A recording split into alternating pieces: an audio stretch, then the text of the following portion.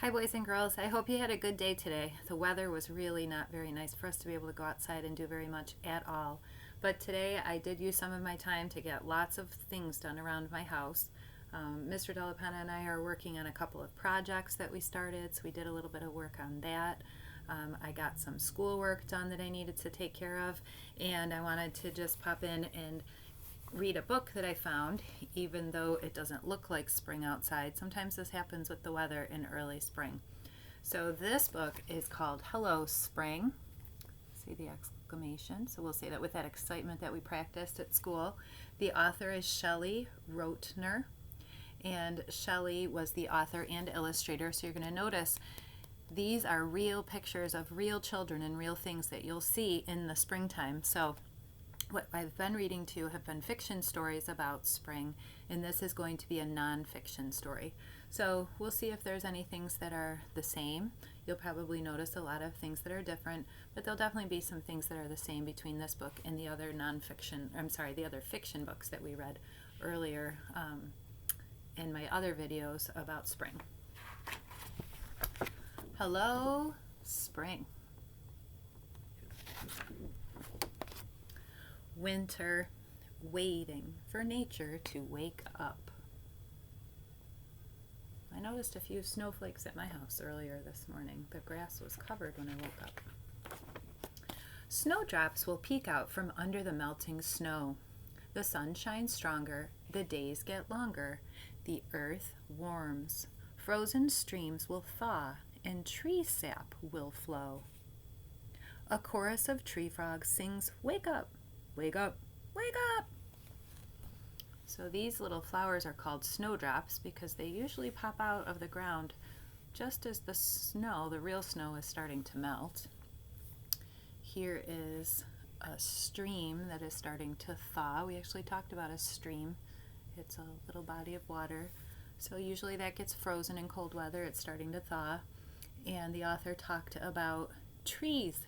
Trees will have sap that will start to flow. Those are maple trees, and that sticky stuff that comes out, it's called sap. And people collect that, and that's actually what we can have that yummy maple syrup from. And then you might start hearing this if you're outside. You might hear that croaking of some frogs because they're starting to wake up. Remember, they've been hibernating down underneath the mud. Crocuses will tease, bright yellow and purple, promising warmer days to come. Buds will swell and ferns will uncurl. So we talked a lot about this is a crocus. These are the first flowers of spring. I do have some crocuses up in the front of my house right now. Mine are like this one, this darker purple one. I don't have any yellow ones. We talked a lot about things that will bud. So remember, a bud is where that leaf will pop out. You'll start seeing lots of things budding on branches. And then this is a fern. It's a green plant.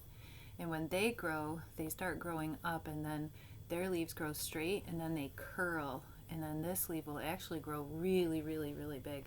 I have a lot of those in my backyard, and that's how they start when they poke out of the ground. They look just like that. Birds will return with songs, busy building their nests and laying their eggs. Can you guess what this one's called? That's the robin, you're right, and some robin eggs. Notice what's different about the robin eggs. That's different about the kind of eggs that we eat. They have that really cool blue shell. And they're small. Robin eggs are little. Animals will wake up from their deep winter sleep. Chipmunks, groundhogs, bats, bees, and bears. We spent so much time learning all about those hibernating animals. They're all waking up. Daffodils will dance, dandelions dot, and forsythias shouts. So these are the daffodils. We talked a little bit about daffodils in our spring word list. It's that yellow flower. Sometimes they're yellow and white. That's one of the first flowers of spring. Dandelions, those are the ones that you guys pick me all the time when we're outside on the playground. Those are the little yellow ones that pop up out of the grass. We won't see those for a little while until the grass starts to get greener. And then these bushes are called forsythia.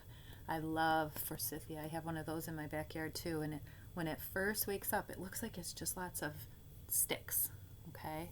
And then all of a sudden these little buds will pop out, and all these really pretty yellow flowers will grow out of those buds. And then within a couple of days, all of those yellow flowers just go away and they just turn into green leaves. And then it's kind of a boring looking plant. You have to wait until next year when the forsythia will bud and bloom again. It's really pretty. Green is growing everywhere. So lots of green. And that's the one good thing about all this rain. It will help things get lots of water so that everything turns green. Look at that leaf. What does that look like to you?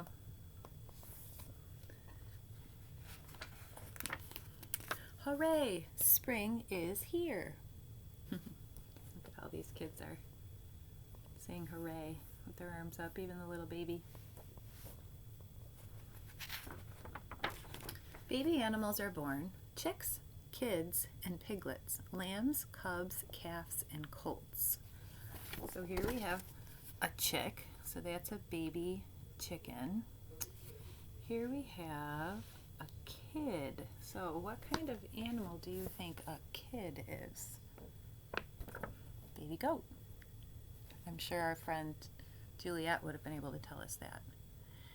And then we have some piglets, baby pigs. Over here we have those lambs, baby sheep. Here we have cubs. So there's a fox cub, baby fox. Here's a calf, so that's our baby cow. And here is the colt. So that's the name for a baby horse.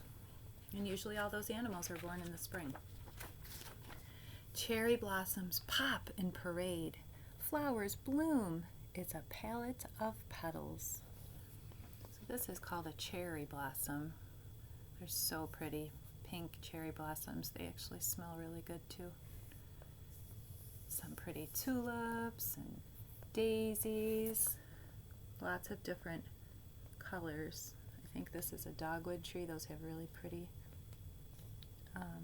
petals also. So the author said it's a palette of petals, and a palette is what an artist uses to put all of their paint colors on when they paint. So a palette of colors is all of the different colors of all the different spring flowers. You can smell that spring is in the air. You'll smell flowers, lots of pretty flowers. Ooh, lilacs, those are pretty. It's kind of more of a, I have those more in this late spring, Mother's Day time usually, or after that, depends on the weather. Pollen is carried from flower to flower, and then fruits and seeds can grow into new plants and trees. And we learned a lot about pollination. It's that job that the bees do. Do you remember when Mrs. Watt taught us about that when we went to the apple farm? She taught us how bees go from flower to flower and they pollinate. They touch and they get their nectar to make their honey, and all that pollen that's on their feet gets left behind, and it helps the flowers grow and the strawberries grow. And boy, look at the size of the strawberry that boy has. We won't have those strawberries until June, but the pollination has to start in the spring. It's the time to dig and to plant. Rain showers, seeds sprout, gardens will grow, lettuce, beans, and peas. So later in the spring, when the weather starts getting nice, you'll notice that people will start planting their gardens. Farmers will start planting things in their fields so that we have lots of good vegetables and fruits for us to be healthy. Frogs will hop, earthworms creep, turtles crawl, salamanders emerge, and snakes slither. Lots of cool little creatures that you can go outside and check out. Worms will be coming out soon for sure, especially from all that rain. You'll notice worms. Dragonflies dart and spiders spin. Dart. So that's another word for fly fast. Dragonflies are super fast. They dart from all around. Spiders will spin. Butterflies flit. bees will buzz, and ladybugs will land.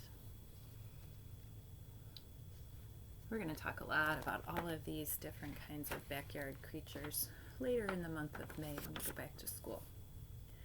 Warm breezes blow, clouds float by, the days get longer and longer, and then it's the longest day of the year, and summer is here. So that's a fun thing, talking about clouds. I have a really great book that I'm going to read to you, and it's all about clouds. I think I might read that either tomorrow. I think I will. Let's plan on reading that tomorrow. And I'm going to teach you something that you can do that's really fun with clouds. And then the longest day of the year will be here. Now, the longest day of the year is the first day of summer.